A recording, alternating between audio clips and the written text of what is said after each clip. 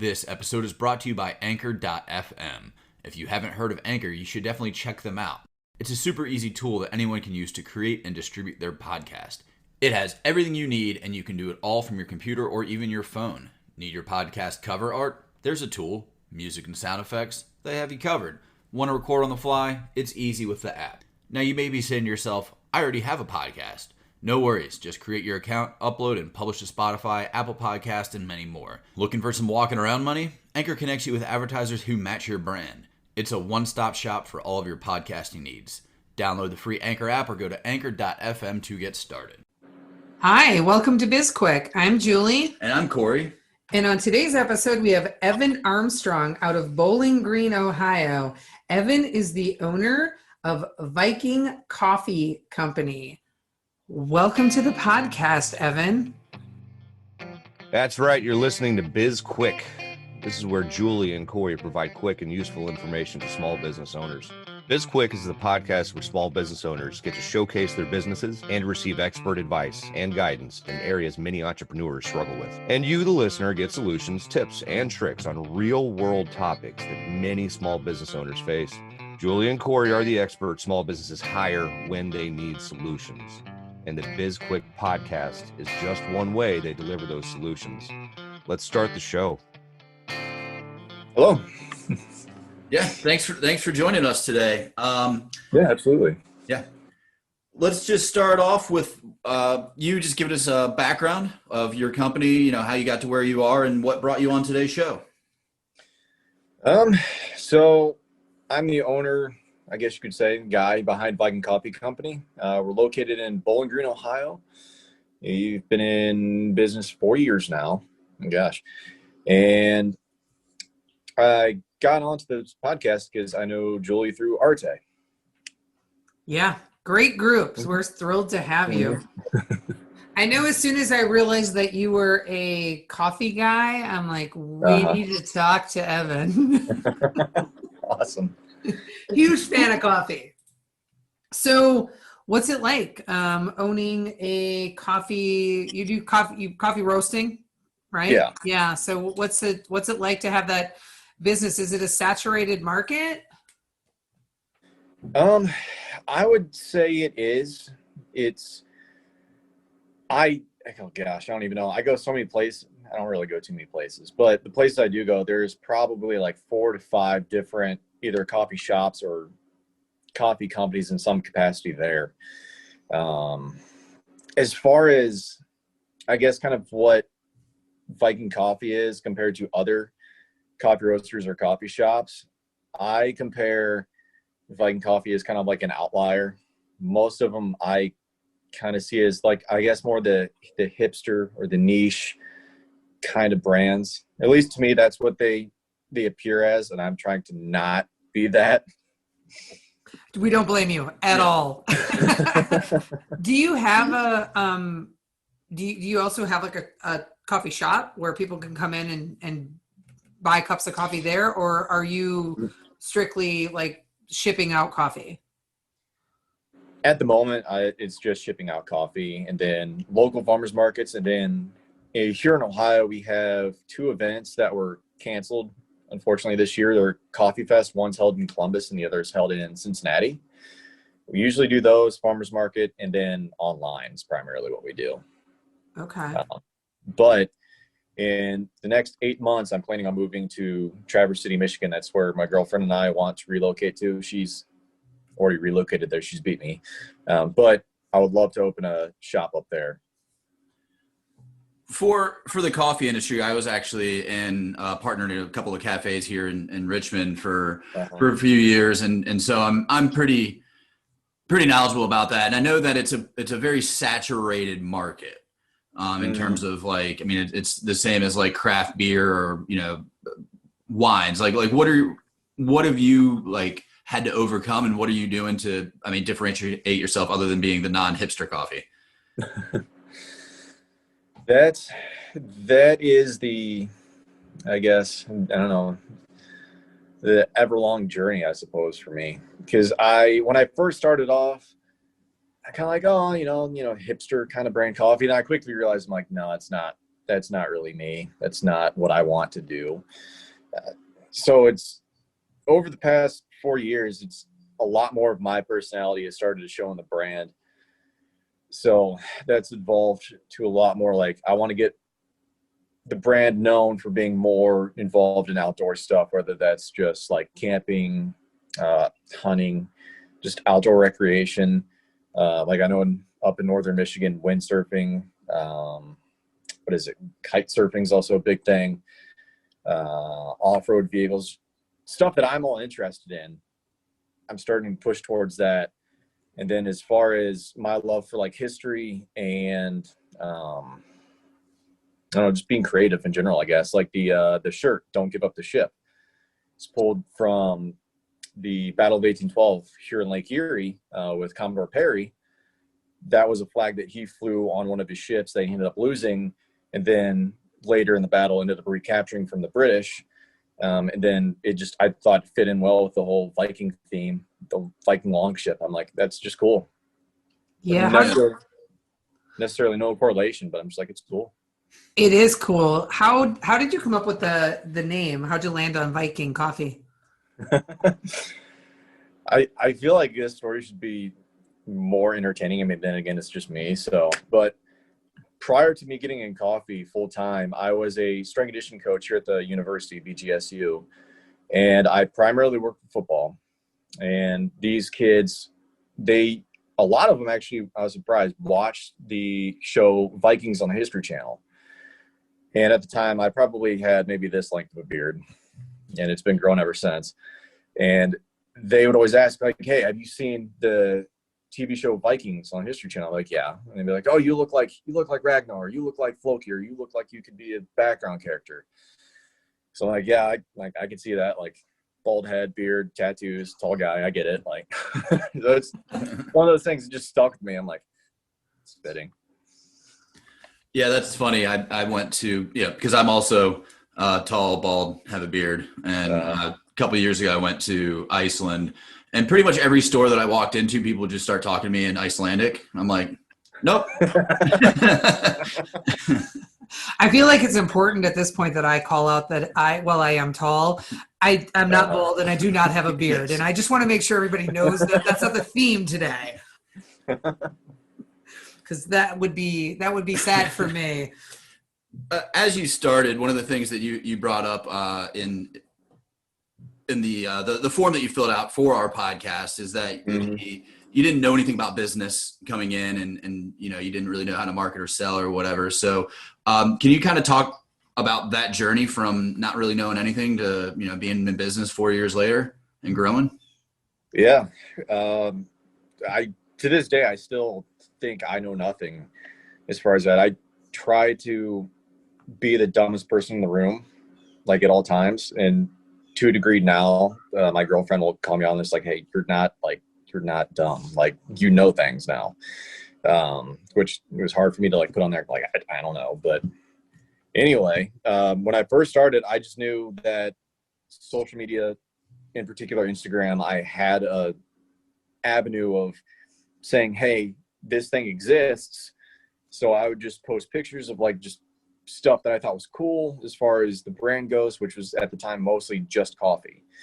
And then when I started to do, and this kind of got me customers in the beginning, I soon realized it was kind of a waste of my time after a while, is I would go on search on hashtags of other coffee brands and just go and scroll through and try to engage and interact with people who had posted either pictures of their coffee or something relating to coffee, and just interact and engage with them.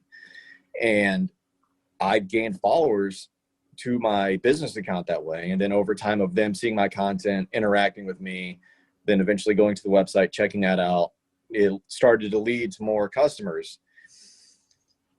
And I would do that so often, like, okay, there's got to be a better way to do this.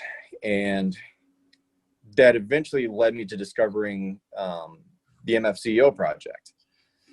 And through listening to that, I started to learn a lot more about how I should market, how to tell a story, how to, I guess, interact with people when I'm at physical events. And from there, I just kind of started to develop, I guess, my own sense of marketing in my own weird, goofy way. It's kind of geared towards my personality, and just focus on the customers who were loyal to me, and just try to just continue to build loyalty through those customers. And over time, my customer base has slowly expanded.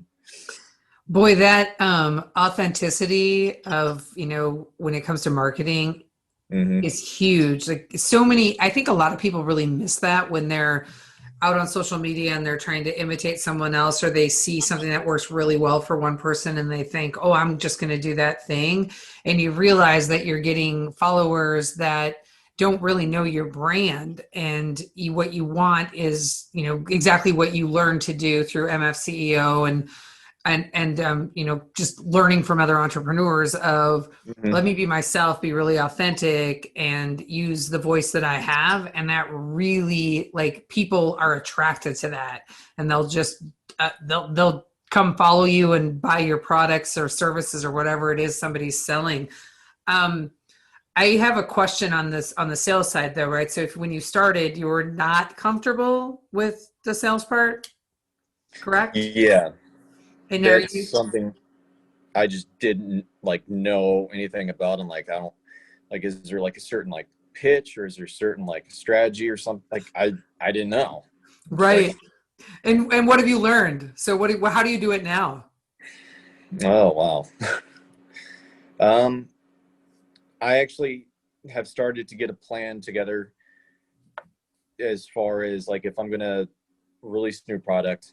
So I'm trying to think. For example, we had I have these stickers of it. No, I released a new coffee. It's called Phrase Fury. And what I did, instead of trying to market that out towards new customers specifically, I just pulled together emails from my current customer base.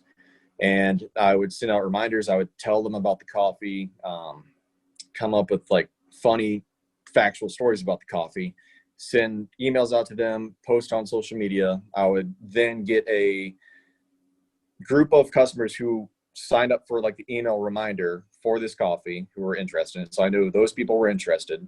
And I'd have automated emails that would go a little bit further in depth about Freya, who's a Norse god, the coffee itself, different process of coffee, and then my recommendations as far as brewing it.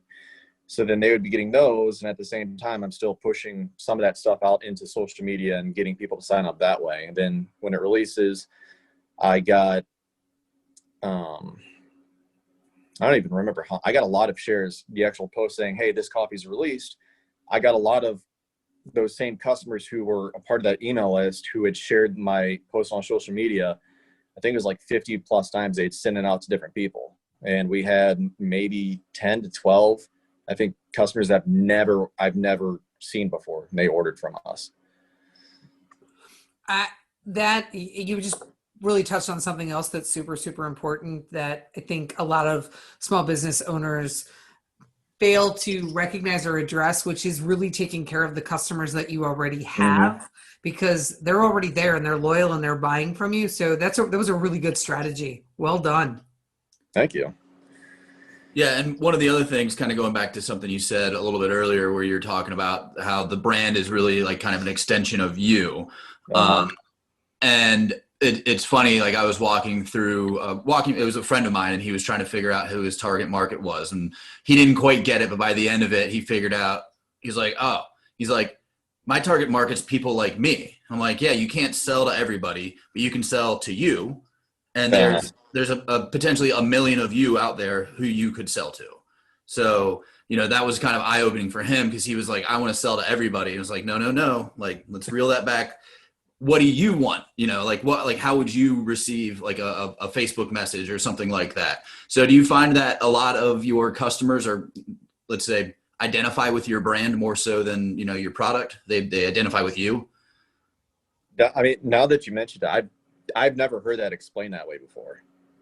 So that's almost eye-opening for me, because I've always, when people have asked me oh, what's your target market? And I'm like, well, I don't really know. And they're like, well, list off 5 interests, blah, blah, blah, blah. I'm like, okay, well, I like guns. I like weights, but like explained it like that way, I'm like, I could much more easily identify who my target market was through that way. So I'd say they more than likely identify more so with me than necessarily than what the brand is. I believe it. And probably once you made the transition to the way that you were doing your messaging, Mm-hmm. you found yourself getting people attracted to you faster and faster to the brand, right? Yeah. The past year, we've had a lot of growth. Like, it's been nuts. Like, especially this past year, we've had a lot so far in 2020. It's been kind of nuts. And I know part of it's kind of attributed to us getting a new roaster, but now that you all have mentioned it, it's just like, now I think about all the things that I've done over the past year that have just continued to build up and build up and build up. I think a lot of it is attributed to that. And I think some of that also, not to diminish what you just said, but a lot of that is, not only you identifying with your market better, but with the pandemic, it pushed everybody to online.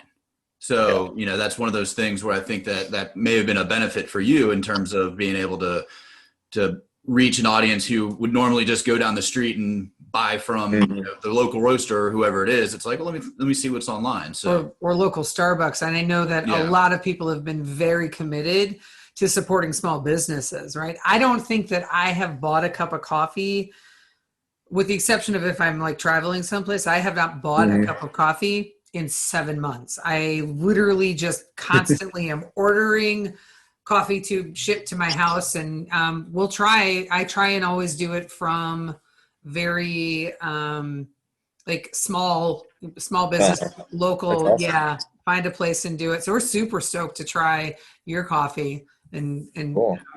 It's gonna be good.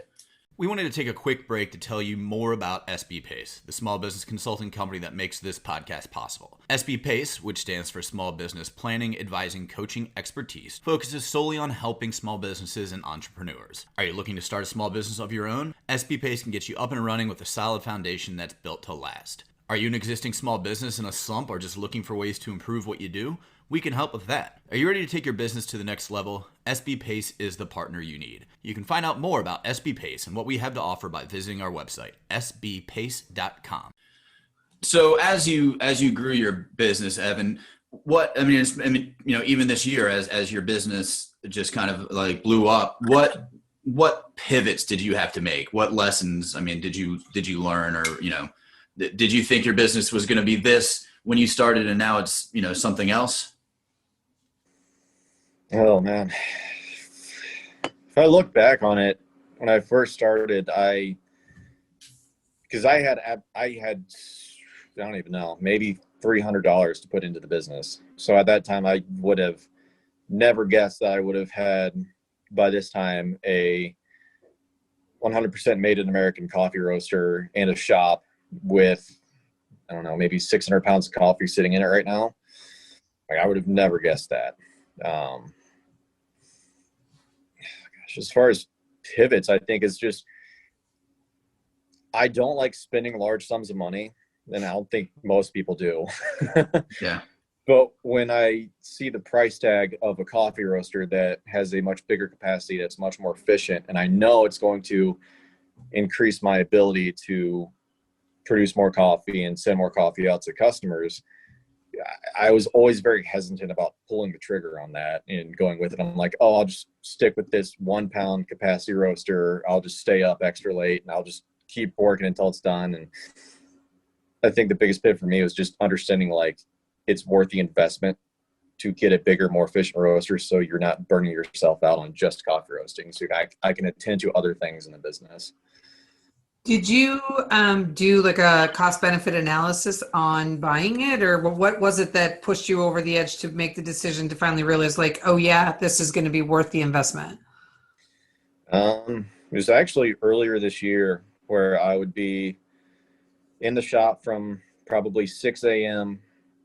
I'd take a break somewhere around noon, and then be back in there around like 1, roasting a large majority of the time, and then packing up, bagging all of the orders, putting in the box, and then trying to get them to the post office before it closed, which I was always either a minute early or 15 minutes late on that.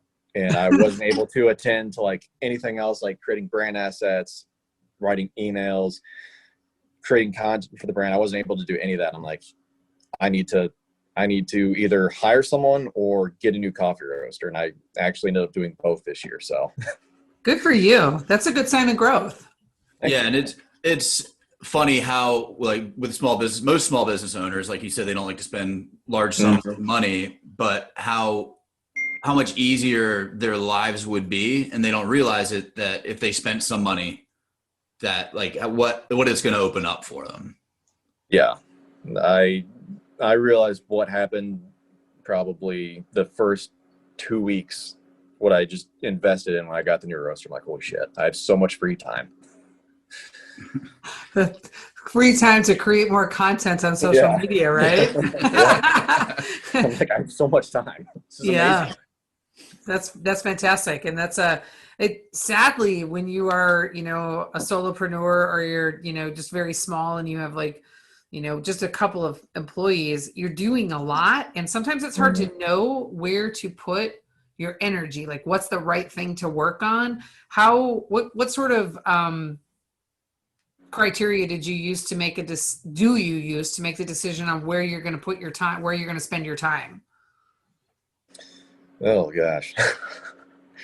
I don't have anything right now. I mean, I do. It's in my head. It's just a matter of putting that thought to paper, and then from that creating a system as far as like, okay, what's priority? But I would say right now we have holiday coming up, so Black Friday, Christmas. Then we're currently in October. So 2 goals of mine have been to introduce an exclusive kind of limited quantity coffee every single month. And then for this season, I wanted to do candles, which is something new. So currently my 2 things I'm working on are, I actually just finished the labels for candles and get that sent off so they can begin getting made. And then I need to finish putting together a blend for November. So it's either I'm in the shop working on or writing down different coffees I think will blend well together and create something delicious, or I'm doing computer work in Adobe, trying to create brand assets and then other content that way. Please tell me the candles are coffee smelling. Yes. We've got one. Amazing. Got one that is going to be pumpkin spice, coffee, and then cream. And we're going to call it Jack-O-Lantern.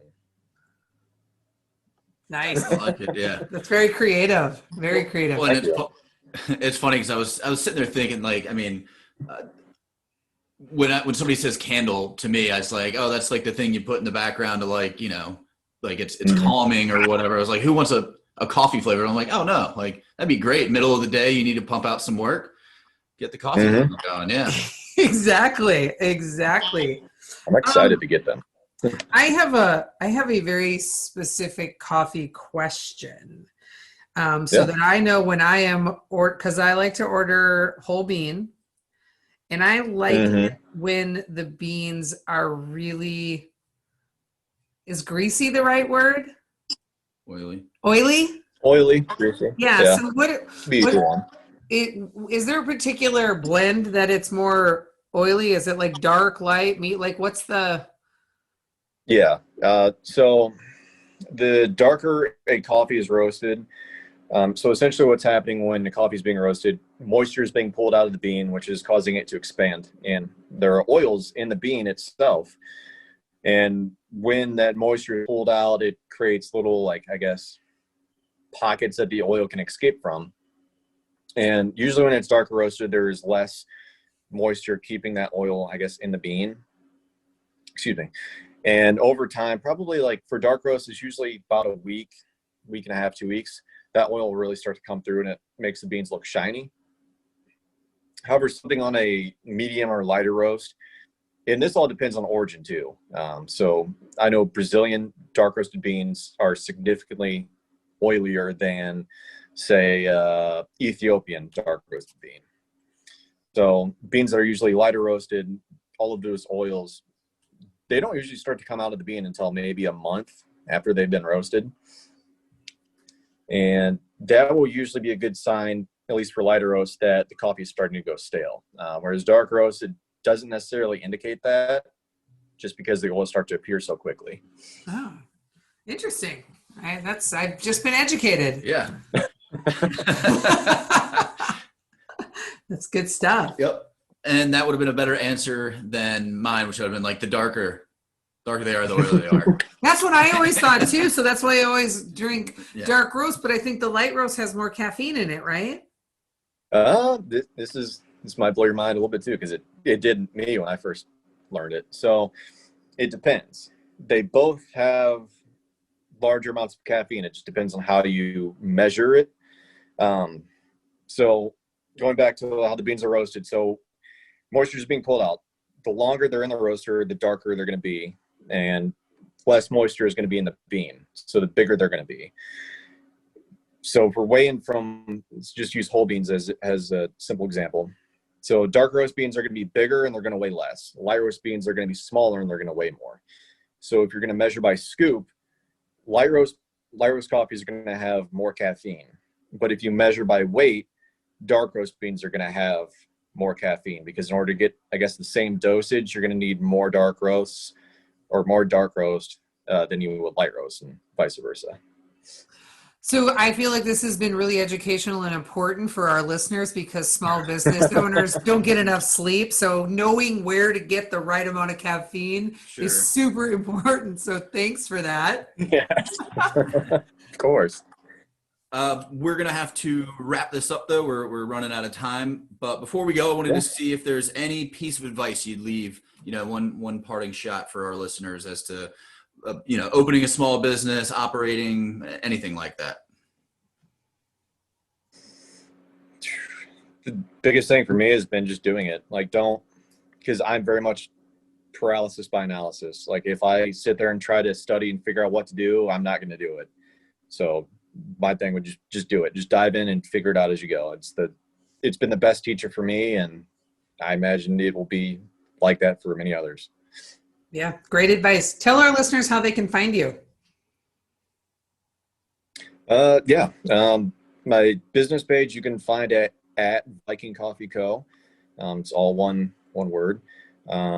Then our website is vikingcoffeeco.com. And then if you, care to follow my personal page, is Evan Armstrong 1. Great. Thank you. Yep. Thanks, Evan. And thanks everybody for listening today. If you'd like to connect with us on social media, you can find us on LinkedIn, Instagram, Facebook, and the Twitter. You can also reach us on our websites, sbpace.com and bizquickpodcast.com. And while you're out there listening to pods, go ahead and subscribe to this one, like us, and give us a review. Let us know what you think. We love feedback, so definitely give us a review. And if you're interested in hearing about certain topics, or you'd like to be a guest on our podcast, go ahead and let us know at bizquickpodcast.com. Oh, we wrote a book. It's called Seriously, Now What? A Small Business Guide to Disaster Preparedness. And it is available on Amazon. It comes with a companion workbook, and you can also find it on our website.